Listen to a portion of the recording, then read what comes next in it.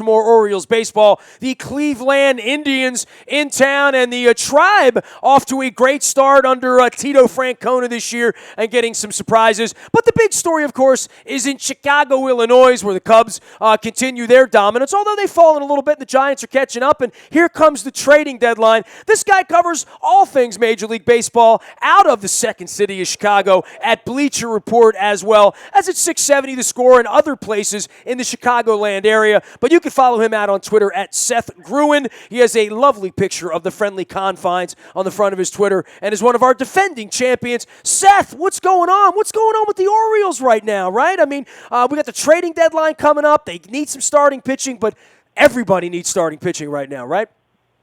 Yeah, I mean, if I pinpointed one area where the market will be the hottest, it would probably be with left-handed relief pitching. But that's not unusual. That's typically the case every year, just because we know it's not as much of an emphasis over the course of a 162-game regular season, but we get to this point in the year, and that left-handed relief pitching looms huge as you look at the October picture. But, yeah, that said, the Orioles, no question, need starting pitching. This is the same conversation we had to start the year, right? Oh, in the whole off season, yeah. I mean, this is the story, right? Yeah, I mean, we felt like they had the offense, and that was true. They've been and are one of the best offensive teams in baseball. Well, now they need the pitching to pair with it, because I heard in the open you mentioned the Cleveland Indians. You talk about that rotation, it's the best in the American League. And it's just when you face them, you just can't rely on the bat staying hot. You're going to need a pitcher to keep you in the game. So unquestionably, that needs to be their area of focus. Would you trade hitting for pitching right now? Would you trade Mark Trumbo in the middle of this to get a pitcher? It's an interesting conversation that we're having around here, because no one here really believes the Orioles have any artillery in their minor league organization that would warrant getting a quality pitcher, not an Ivan Nova, despite what he did on Monday night, not bringing in another number 5, but someone that I don't know that they're going to be able to compete with the Pomerantz pickup with the Red Sox, which is why if I had $1 right now, I would bet it on the Red Sox and not the Orioles. I think the Red Sox have improved themselves. We're trying to figure out some algorithm that makes the Orioles better every fifth day, because right now, they're giving games away on the bottom of their rotation.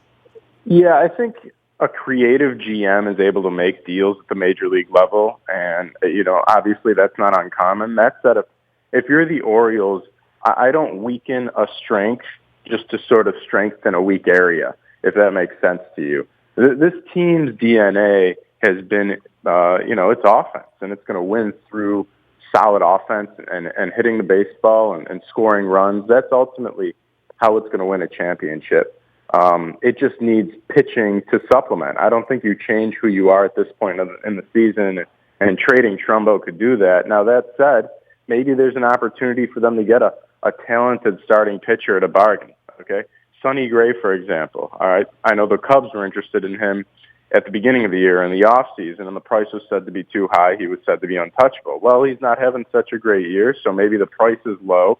It's low risk, high reward for a team like the Orioles, and maybe a change of scenery is what does it for them. We've seen that before. So, the Orioles, it might take a little creativity, but I think they'll do something to bolster the starting staff. Well, it certainly takes more than creativity. It takes talent, right? I mean, you have to have some depth at your minor league organization in order to be able to deal. And then, you come back 3 years later and you're sorry to some degree you dealt an Eduardo Rodriguez away and you don't have that strength anymore. But the Red Sox had no problem pulling the trigger on, dealing away the gem of their organization to try to win right now. And I guess the jury will be out on whether Pomerantz is an American League pitcher and how he'll fare at Fenway Park and deal with the very, very bright lights there that David Price has had to deal with. But it's hard to bet against the Red Sox right now and what they've done. It feels like they're really revving up in this last year for Ortiz to really go for it. Yeah, I agree. Obviously, that's another team that's been great offensively. The AL East has just been that division of offense when you throw the Blue Jays in there. But David Price has been really erratic. It's almost like he looks like the David Price of old for 2-3 starts. And then another 2 or 3 starts, he's seemingly looks like your 4th or 5th starter. I know this. The Red Sox cannot go into the postseason with Stephen Wright as their ace. As great a year as he's had. And what a story that is, going from college power pitcher to knuckleballer. But, yeah, you're absolutely right. This team looks like the team to beat in the division. But, again, we got we got some time here before the trade deadline, and a lot of these teams are going to look markedly different. One addition, as we saw last year with the Mets and Yoenis Cespedes, that sparked them. So one addition can obviously change the dynamic of a playoff race. Seth Gruen joining us here from Bleacher Report out of Chicago, Illinois. We're talking AL East and trading deadlines and all that good stuff. But the Indians coming in, the Bowers and the Tomlins, this is what the Orioles need out of the Wrights and the Wilsons, right, is for young pitchers to step up. Cleveland has seemingly put all this together at the right time, and they're probably a dangerous trade partner as well to pick up an extra bat or to pick up an extra arm. I think that this will be a year where they probably could and should go all in, right, to try to pick up whatever's out there. And I've been talking Yankees all week about Beltran being dealt off, also talking about Chapman being dealt off. They're the kind of candidates that the Indians would be takers for, I think, at this point. Yeah, well, I think the Indians obviously, are a team that has Michael Brantley coming back. Sure. So, in effect, I think that they're hoping that'll be somewhat of their big midseason acquisition. That's an advantage anytime a team's able to have success without one of its key guys. We were hoping that about Gallardo too, but time will tell. Well, I spent some time with the Texas Rangers, and they were excited about getting Yu Darvish back. They said in effect that was a big sort of deadline deal, or it had the same effect, obviously. So I think the Indians are hoping that Michael Brantley returns to form. I also think they're going to be in the Jonathan Lucroy sweepstakes. I know that they've said that they're not going to try to make a big deal for a catcher, but when you consider how good Lucroy's been and how little offense they've got from that position, I would think that's a deal that could certainly put them over the top and help create some breathing room between them and the Royals or whoever might be chasing them in the AL Central. Yeah, you talk about the kind of year Trumbo's having. Napoli, same thing in Cleveland, right? I mean, and Naquin, the rookie, obviously an outstanding year. Yeah, but in the case of Napoli, I always saw him as just a guy, right? And this year, he's going to drive in 120 runs at this point, right? Yeah, well, he sometimes change of scenery does it. Look at what Ian Desmond's doing this year after back-to-back just terrible years. And, it's a confluence of talent, and the pieces need to fit together. And it's been the right scenario for Mike Napoli, who's been a good baseball player for some time. Seth, where do you stand on this Yankee sell-off issue? I've talked to people all week about it. I think they will wind up setting the market because if you put a Beltran or, hey, they got 10 guys they could deal off there, quite frankly, right, as a rental project for 2 months. I mean, Teixeira and A-Rod aren't going anywhere. Neither's Tanaka, but most of the rest of the roster, and we've seen them play pretty well earlier in the week in the Bronx against the Orioles. But they're kind of the middle of the market, and they're the one team that's never had a sell-off in 20 years. This is an interesting watershed moment for the organization in the front office to see what it would look like if they dealt off pieces. Yeah, I've gotten as I do radio shows around the country, I've gotten that question literally every single time over the past, I would say, week. And the reality is, my answer is the idea of a sell-off, we want to characterize whatever it is they're doing or whatever it is they're going to do. It's just words. And I say that because they could trade a guy like Chapman and say, hey, he's going to be a free agent. We're going to be one of the teams that's bidding for his services. But we wanted to trade him now to get a little bit for our future, and we still have Betances and Miller. I think the one big domino, and you mentioned his name, is Carlos Beltran, just because he's been their offense this year. So if they trade him, that's a little bit of an indication that they're waving the white flag. Now, to address the earlier part of your question, to them setting the market, well, absolutely when it comes to relief pitching, because I touched on it earlier. Left-handed relief pitching is a valuable commodity this time of year. And when you have literally game changers who shorten the game in Miller and Chapman, there are going to be teams vying for their services. And I know that the asking price for Andrew Miller is a top-end prospect. Maybe they won't get Kyle Schwarber, but they could get something like that from some other team. I don't know. The Nationals are obviously heavily involved in heavy need of left-handed pitching. Are they willing to part with one of their top prospects? Maybe. I don't know. But you're absolutely right that the Yankees, in terms of left-handed relief pitching, will set the market.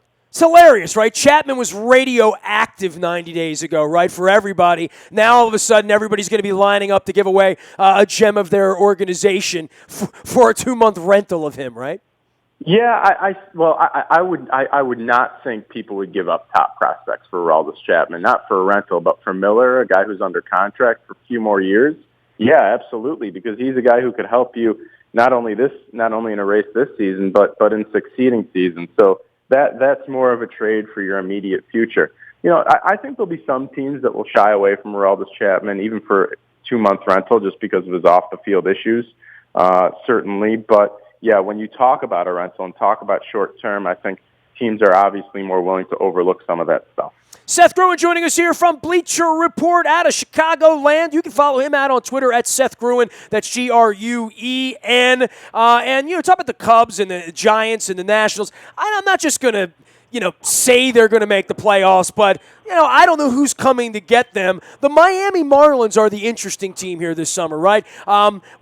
We could have maybe hinted at this. Maybe they could be coming, but they have come. And the whole Bonds Mattingly thing and, where Stanton is at this point and being the star of the show with those great unis last Monday night. Miami's an interesting team from the trading deadline perspective because they're rarely in this position. They might get involved here, and they certainly could smell that the division is sitting there if they could get better. Yeah, well, they already did. They already acquired Rodney, obviously, and that's going to help them with in their race.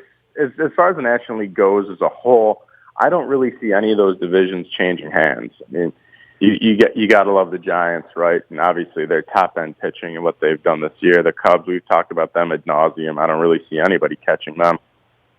And then the Nationals have obviously had some great pitching, and you talk about Daniel Murphy, who's an MVP candidate at this point. But that wild card race absolutely is very interesting when you talk about just within that division, within the NL East, the Mets and the Marlins there. And yeah, absolutely, the Marlins' time has arrived, albeit maybe a little bit early. But you look at that outfield, Ozuna, Yelich, and Stanton, and it's one of the best in baseball, or one of the most promising in baseball. So this isn't a team that's just we're going to be talking about this time of year as buyers now, but in several seasons going forward. Yeah, it'd be a cautionary tale of what happened with Houston and more so Minnesota for where Miami is, as you said, coming on a little early. We've seen this before in the flash and then the drop-off. Houston, of course, making their comeback. But the Dodgers, you talk about a team that's leading the pack for the wild card, but as long as Kershaw's on the bench, you can't take them seriously. And, right. Of all the teams that have one player that would be a difference maker, the Dodgers and Kershaw, it's just devastating what's happened to them in the middle of this pennant race. Well, he's the difference maker. If you could pick, if we were playing one baseball game and we had a draft of every player, who would you take? You'd take Clayton Kershaw every day of the week.